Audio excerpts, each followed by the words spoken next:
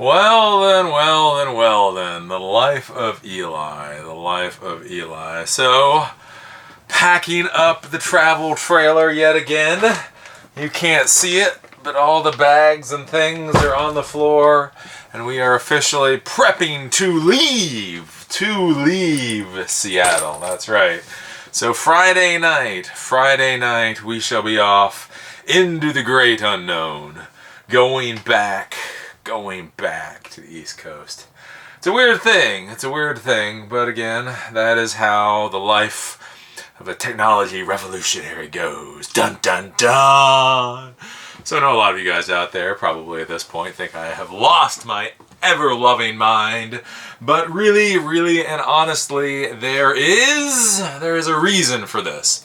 And I was talking to, emailing back and forth with Barnacles today, the YouTuber here in Seattle, and he said, "This seems sudden." And it was kind of one of those curious things where it's like, I'm sure from your vantage point, your perspective, this does seem sudden, but realistically from my vantage point, this is something that's been going on for like 8 or 9 months now at least, right?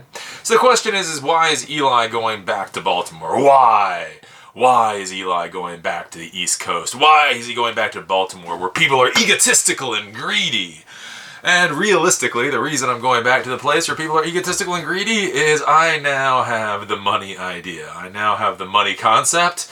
And so, as I say, I never really try to, it's not that I'm trying to put places down or people down, I'm just trying to explain how places are and how you need to be if you're going to be there. But the issue is, basically what has come up is essentially that this whole online coaching thing is going exceptionally well, shockingly well, surprisingly well, wonderfully well. And the problem is I just don't have the resources here in Seattle to be able to grow it like it needs to grow. And I have a lot of resources tied up in Baltimore, so I can't deploy resources here in Seattle because they're all tied up in Baltimore. Again, for some reason a lot of people think like 8 or 9 months ago or whatever it was, like somehow I lost all my money or lost my mind or anything. That is not the case. I still have my 5-bedroom, 3.5 bath, 2-pond, 3-acre house sitting back in Baltimore. It just simply has a house sitter in it right now. Again, as I say, basically, stuff isn't everything. Stuff isn't everything in life. So my wife and I were looking at it after about 5 years of living there last year, and we're like, you know what? We need to hit the road. We need to get out of there. And so we got out of there, and we've been traveling around, and I've been trying to figure out exactly what my next step in life is, and trying to figure out my next step in life. I've been playing around with a lot of different things. I did geekbraindump.com. I was doing content creation again. I was playing with this. I was playing with that. I was playing with the other thing. And the thing is so out of all these ideas I was playing with, I had this idea of, Silicon Trailer. Like, what if I just met my fans every once in a while? It's kind of like just one of those things. It wasn't like I particularly wanted to do it, but I figured, hey, that might be a good idea, right? And then I went out, and so I started doing that in Denver, back in April or May, and I found out it actually went really well. So as we traveled around, I started to meet people, and that basically admittedly, it went very well everywhere other than Baltimore. That's its own story. I found that was a great thing. And then we came here to Seattle, and my wife really loves Seattle, and so we decided just to grab a little 1-bedroom apartment here and play around and see what it was like. And so I decided to start doing these Skype consultations, like I say, about a month and a half ago. And oh my golly, those are going foolishly well, just really well. I'm doing anywhere between like 3 to 4 Skype meetings per day. People actually really enjoy it. People really find that it is useful. And again, people are willing to pay money. So one of the things you always wonder about, no matter what you're doing in life, is the question is at the end of the day, will people actually pay you a real amount of money for it? And so what I've been finding is when I talk to the professionals, like professionals, not noobs, that they're willing to pay like real money. So I've only been charging like $5 per meeting, but then on the back end, people give me donations, and so like one of the donations was I did a 45-minute consultation for this one consultant that frankly I did not think was like my greatest work. It was not like, wow, that's amazing. It was like a pretty normal consultation. Like, this is how maintenance contracts work, this is how leasing works, blah, blah, blah, do what you want. And for about like 45 minutes, he then sent me a donation for $250. He starts sitting, and you're like, you know what? you know what, I think there'd be money here. So I stumbled upon this product that lots and lots and lots of people seem to want. It's something that I can have clients, because people want to come back again and again and again and again to do. And beyond that people are willing to pay for it. At least some people are willing to pay really well for it. And again, if some people are willing to pay really well for it, then it's just a sales spiel to get other people to pay really well for it. And so that's like a business. That's a business. But then here's the problem, right? Again, the problem in the real world is, so I started doing this, and I was doing this in the dining room of our one-bedroom apartment with my wife. And basically I was driving her insane, because it was 3 to 4 hours of me talking into a computer every day, which you can understand that would probably drive anybody a little bit insane. And so that didn't work. And so that's why I went out and I tried to, I got a place at the WeWork.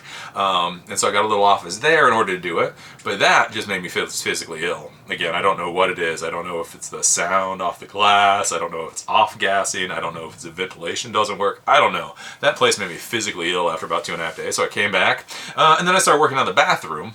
And again, I do have to say, just for any of you guys that get really snarky about using your bathroom as a video studio, is as a video studio, it's really actually a pretty good thing. You really should think about using your bathroom as a video studio. It's great.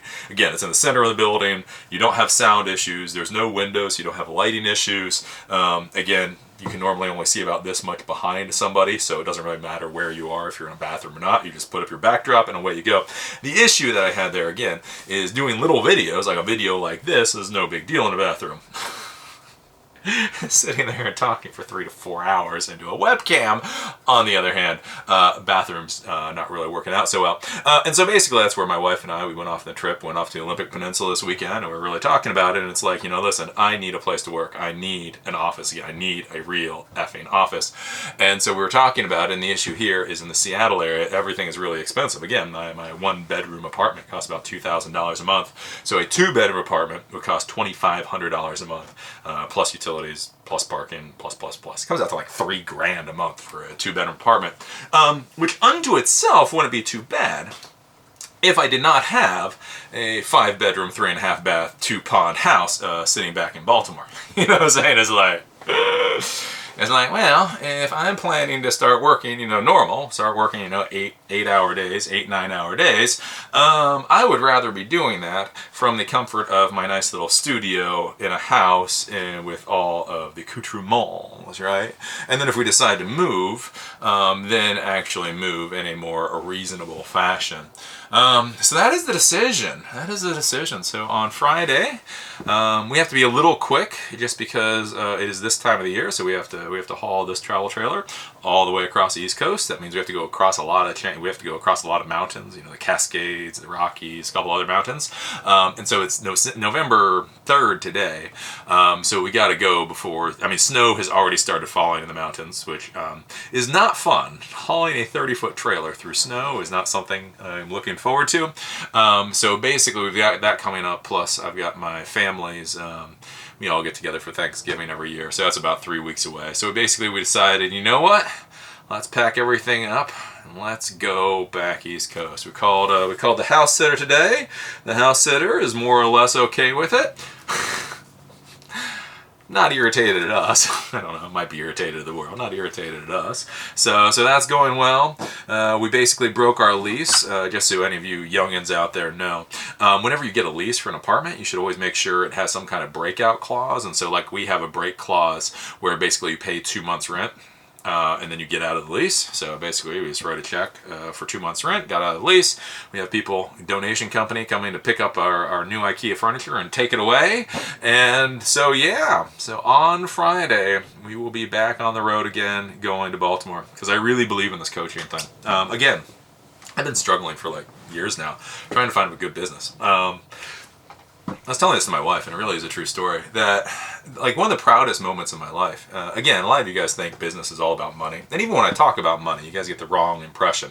You need to make money, right? If you're doing good for the world, you should make money. right? It makes sense. I mean, you should be able to pay the mortgage, you should be able to get health insurance, you should be able to get, you know what I'm saying? You're doing good for the world, you should get paid for that. But that's not really like the impetus behind business, right? The proudest moment of my life is when I had my consulting company and had all my, my 9 employees, and I had my building and I had all that. And it was the day that I walked into my company, and I walked in the back, and in the back, I made this wall of shelves with like computers on it. So I went through and I was checking everything off, and then I went up front and I saw that everybody was doing all of their work. And then there was the most amazing thing. I walked all the way up to the front, and there was a guy that was sitting there waiting for one of my employees again, for web design work or something. And so I started talking to the guy, and I was like, okay, you're good, yeah, you're gonna talk to my employee again, yeah, Gim's a good guy, blah blah blah, I'm Eli, I'm the owner. And what was really cool is in that moment, it was the first time that I had my company had a client that did not give two craps who I was. It was like this idea that the business truly had grown beyond me, which was really cool, because there was this guy, and he was sitting there, and he was going to pay my company money. He was coming to my company for services. He was going to pay my company money, but he could give two craps about me. His point of contact and his relationship was this guy again. And it was just like one of those amazing moments where you realize that you've really built something that is beyond yourself. And so when I started with Everyman IT way back when, the idea was that this was supposed to be a company. When I started doing the videos and all that, I did the videos because the owner of a company is the cheapest employee, right? You don't have to pay the owner overtime. You don't have to pay workman's comp for the owner, right? Yeah, right. So whether I work 5 hours a day or 25 hours a day, it doesn't cost me anything different, right? So that's why I did the videos and all that, and the idea was that it was going to grow beyond me. But the weird thing with the YouTube world is that it's so personality driven, it's very difficult to grow beyond oneself, especially without kind of losing your soul, or losing what I find interesting. So Linus Tech Tips, he's grown. He has like 12 employees and like $1 million or more in revenue apparently. But if you look at it, everything that he does is very teleprompter-ish. He's basically turned creating YouTube content. He's like the Henry Ford of YouTube content. No offense to it, but it is like. And for me, there's just no soul in that. And so when I looked on how to expand or to grow with YouTube videos, there just wasn't really any functional way to do it. Basically, it all rests on me. And so even though I try to hire employees over the years and hire contractors and all that, it never really worked out because they didn't really end up adding any more value than I could myself. So that's what's interesting. So I've been looking around for different things, and playing with this, play with that, and that's where I find with this coaching is really interesting concept and good. Is one, it's something that people want. Again, it doesn't matter what you want to do in the world, it's what people want from you. It's something that people want. It's something that people are willing to pay for. I've talked with a lot of professionals that would be more than happy to pay me really good money in order to do this, and it's something also that I can expand beyond me. So if I can create this coaching business, I can get assistant mentors, I can get ambassadors, I can get other people to go out and do things, and it's not solely my personality. Again, when you guys are watching these videos, I simply get paid through ad revenue. So if you watch the videos, I get paid. If you don't watch the videos, I don't get paid. So it's a very personality driven thing. If I simply drop in another person to say the exact same thing I'm saying now, you may not like it. You may not like their face. You may not like their voice. May not like something, right? The cool thing is, like with a coaching business though, is that if everybody I bring on is giving value, even if you don't necessarily like the person, you will still listen to them and you will still deal with them because they are giving you things of value. If I get somebody that's like a legal consultant, or if I get somebody that's a programming expert, they still might drive you a little nutty, but as long as they're giving you value at the end of the day, you're more likely to stick with it, right? Again, business people, I don't like all the people that I do business with. I really don't. Doesn't mean they're not really good business partners, right? They know what they know very good. They're not great people, right? And so that's one of the things, like with a coaching or a mentoring business or whatever else, I can bring other people on, and it really fundamentally is not focused on me so much, right? So that's what we're going for. Going back to Baltimore, and just gonna be working. Because again, I know a lot of you guys think it's cheesy, but with YouTube is a really weird world. I get paid very well from YouTube, and the weird thing with YouTube is a lot of times doing more work actually means you make less money. right? There's this whole thing, diminishing returns. And so there's the idea of the more, what you think is the more work you do, the more money you make. There was a weird thing in the YouTube world where if you actually start putting out too much content, you end up starting making less money, because there's this weird thing where people don't actually want to see you that much. So for a lot of good channels, big channels, that's why they put out 1 or 2 videos per week, is because literally that is like the perfect number. So like with Eli, the computer guy, back when I get to it, I plan to only put out 1 video per week, because that's like the perfect number in order to maximize views. The problem with that is, what the hell? It takes me like 5 hours total. From inception of idea to sitting there and doing it, right? There's just not a lot of work there. And so, yeah, so I didn't need to sit down in an office or anything. But now, like I say, with the coaching, I mean, this is a lot of work. This is a lot of sitting there and talking with people and discussing things and pondering things. And, everybody lines up for their hour thing. Again, if I get 4 or 5 coaching sessions per day, which looks very reasonable, because I've been doing 3 coaching sessions per day, so 4 or 5 seems very reasonable. And then I have to do a little research and all that on the side. That turns out into like a real actual job right there. That's weird. I'll have to like really work again. But yeah, so that's the thing. That is the thing. So we are back to Baltimore. My wife, it was funny. My wife was telling me that I shouldn't do this video. She was like, I don't know if you should do that video, Eli. I don't know if you should tell them why that we're going back to Baltimore. Because basically her argument was that doing videos like this makes me seem a little nutty. Nutty! I am nutty, right? That, I have a screw loose or whatever. And I was thinking about that a little bit, because again, you do things like videos or whatever. There's a whole question of, what is your reputation worth and all that. But basically, one of the reasons that I decided to do this video is that I do feel that too many professionals are not honest enough with the people that are listening to them. Because if you're going to listen to me for advice, I should be about as honest with you as possible, right? You should have a basic idea of where I come at in the world to know whether or not my advice works for you. Again, if you're somebody out there and what you really want in life is to work at a company for 30 years and get your pension fund and get your health care and all that and get your 3% raise every year, doing videos like this shows you that I'm probably not the mentor for you, right?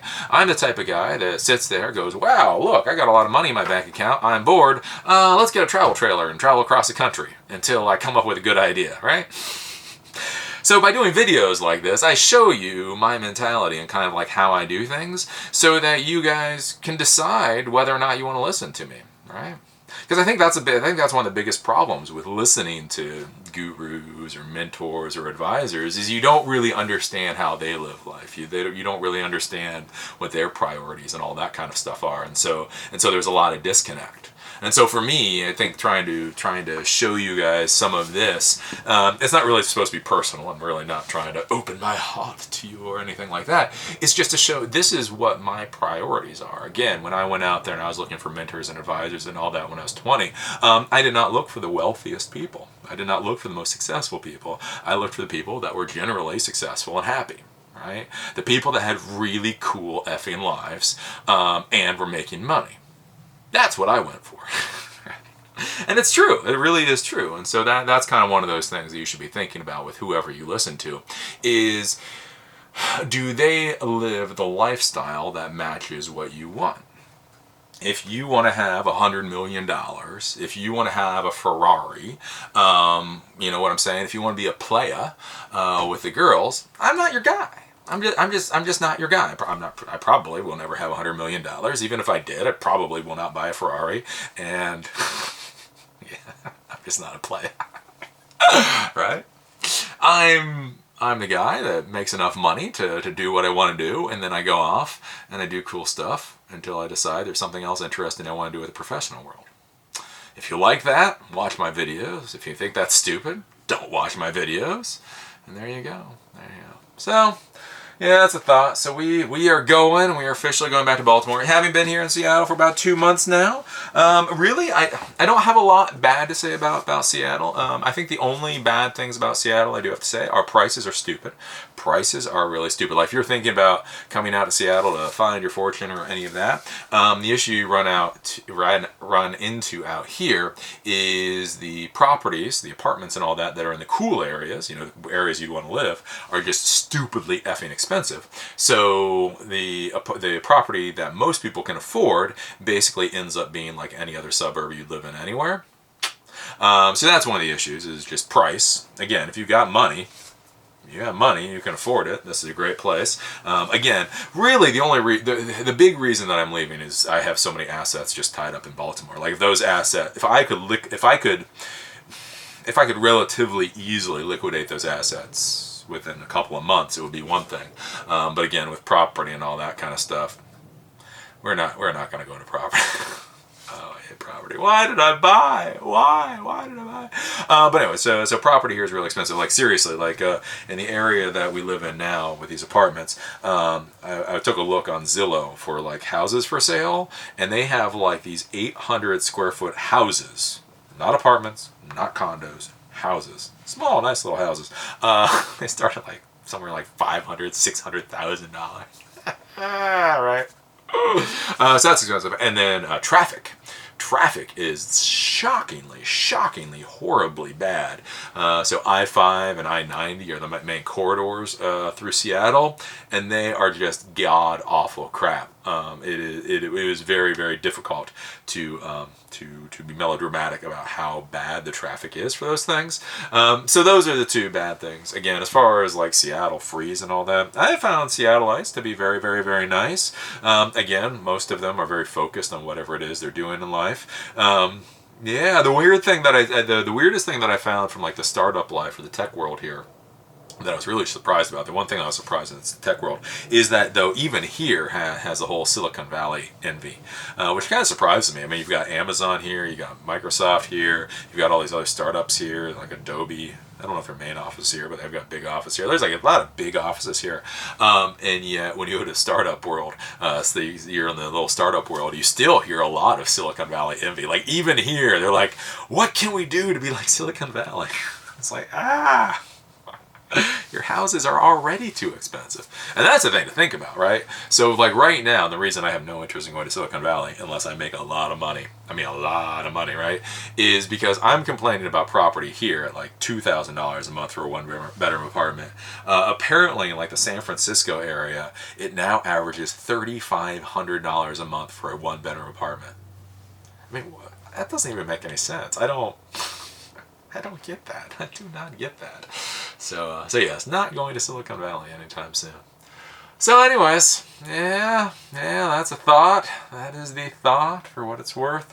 It'll be interesting to go back to Maryland, put my nose to the grindstone, see what happens there. I'm very excited about this Skype consulting thing though. Like I say, it's been going really well, and I like doing it. Again, that's a big thing for you guys to understand with whatever business you do, is that you have to like doing it. So many people out there are like, you know, what my idea is. My idea.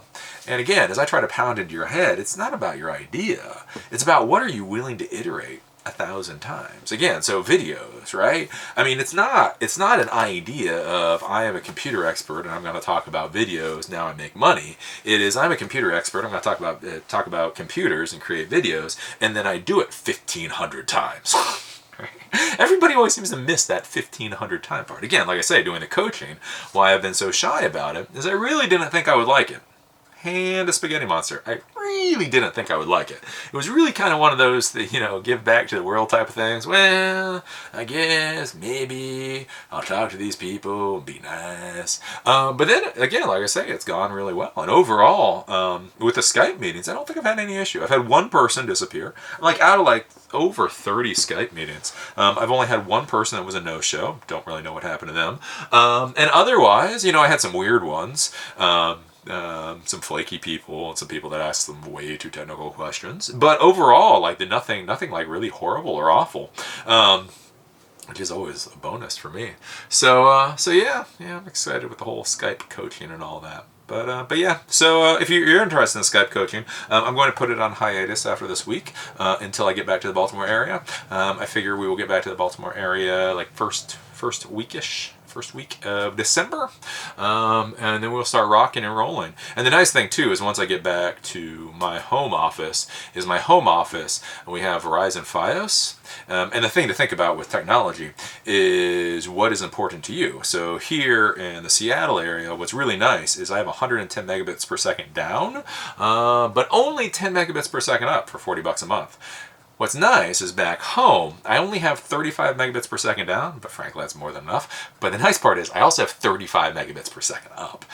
So with Skype meetings and other things, having 35 megabits per second up will be nice. I have noticed some weird stuff. Only having 10 megabits per second up, I've noticed some weird issues. So having 35 up will make life really nice.